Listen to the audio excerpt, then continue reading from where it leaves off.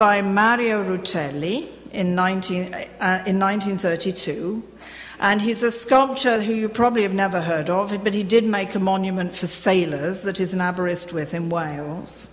And the monument was inaugurated by Mussolini on June the 1st, and it's really an example of how myth and memory and even the family of Garibaldi were manipulated and used for political ends by Mussolini.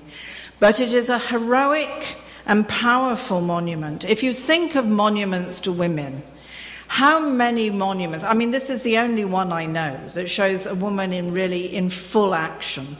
Now, part of it is a bit silly. You couldn't possibly have stayed on your horse riding side saddle, and you certainly couldn't ride a horse side saddle holding a baby and firing a pistol in the air. But it is fairly inspirational. However, if you go back, the original Garibaldi, Friends of Garibaldi, had actually commissioned this work. This is the one they wanted, which is much closer to the truth in a sense. She's got her rifle stuck in the back of her saddle. This was commissioned in 1928 by someone called Antonio Sciortino. And it's the only thing we have are these photographs of the bozze, the first clay of the monument. And you can see, unfortunately, why fascists preferred the other more heroic one, because I prefer this one. Because I like the way that Anita is going out, purposefully with her hat and her baby and her gun in the back, a bit rather like going sort of, shopping off to the battlefield to find Garibaldi. But it's just part of the constant metamorphosis of monuments that goes on in Italy. There's recently been a book published called Italy Divided Memory, and Italy is the only country in Europe where you don't just get two plaques in one place contradicting each other. You go to a site and one plaque says, this town was bombed by the Allies, and the other one says, this town was bombed by the Germans. Okay, and they're next to each other. And you even get to the point where there is actually one place which is called Piazza Fontana, where there are three contradictory versions of what happened on that piazza. And so there is this constant movement of monument and interpretation that is going on even today, and it's a completely, really political hot potato, this thing of monuments. So it's not, Anita did quite well to only go through two versions, in a sense. Now, let me just see.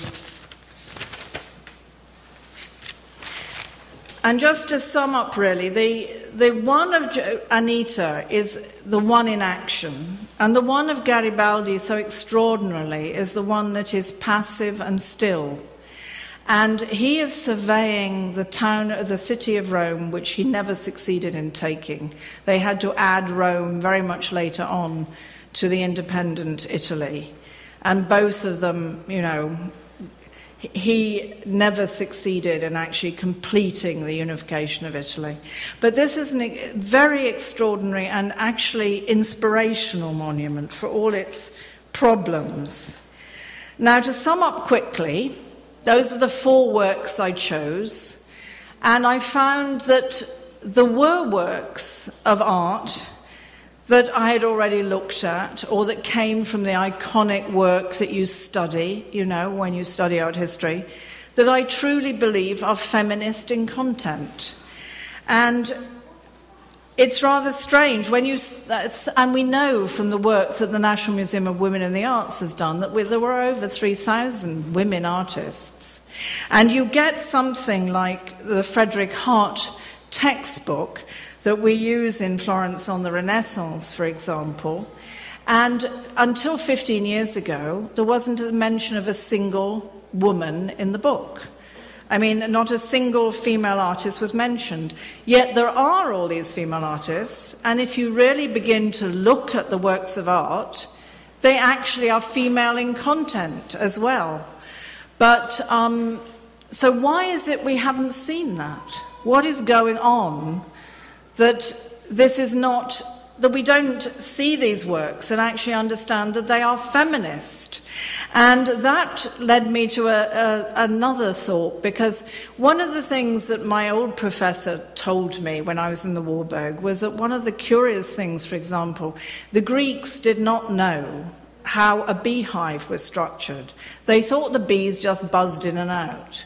It was only when somebody postulated the idea that there might be a queen that they found the queen bee, and they realized that the hive was structured.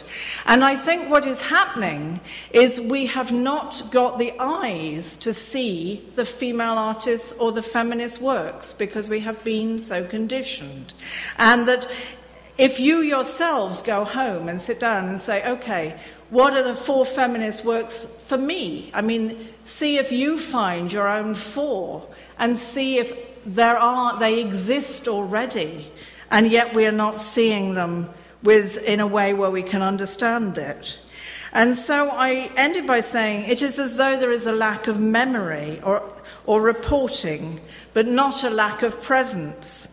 It is as though the prohibitions of the Villa of the Mysteries still cover the sacred nature of art. And in a certain sense, I found this a very intriguing journey as an art historian, and I want to actually open it to you and say, please, you begin to look and reinterpret what you're seeing, okay?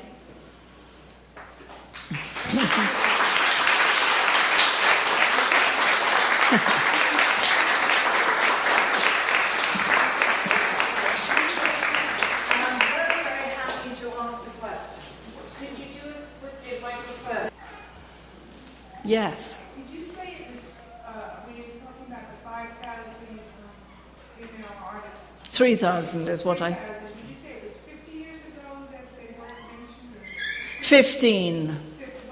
1-5? 1-5, yes. I was checking the editions of Frederick Hart, and I found it was 15 years ago.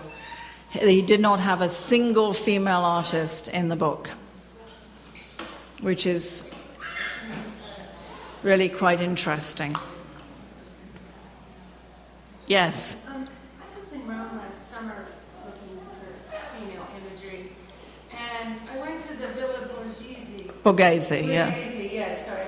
And that statue, one of the statues was from there, but the statue of Anita, I don't think I saw it there. Where is that?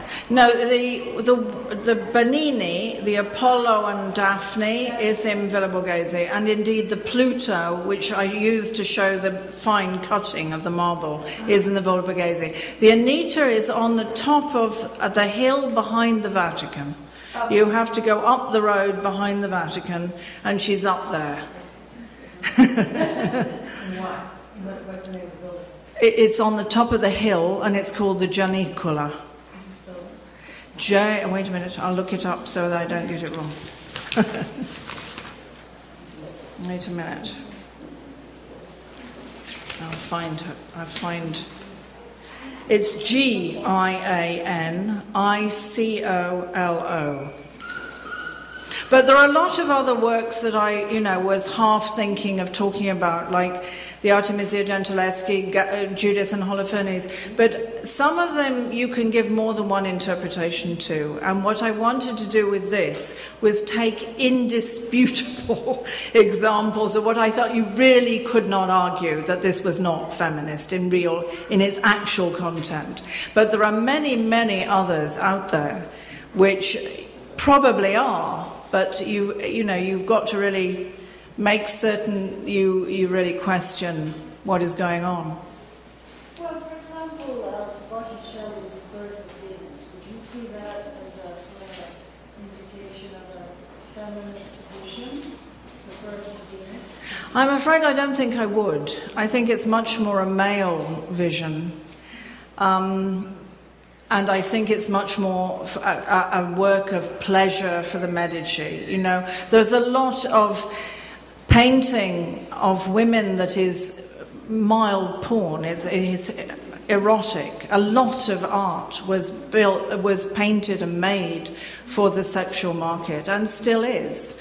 And it doesn't mean that it's an evil market, because sexuality is part of where we all live, particularly in our private homes and so on. There's no reason not to have, art that appeals also to different senses. So I'm not saying that in a way of putting it down, but I'm saying that I believe that work belongs to that category.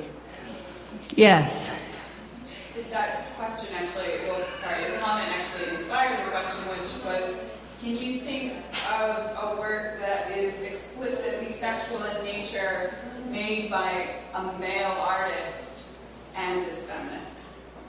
I think the closest you get is perhaps Goya's Mea Nuda Desnuda. He did these two versions of the clothed naked and the naked woman. And that extraordinary nature of that is that she is not a beautiful, elegant lady of the court. She is actually a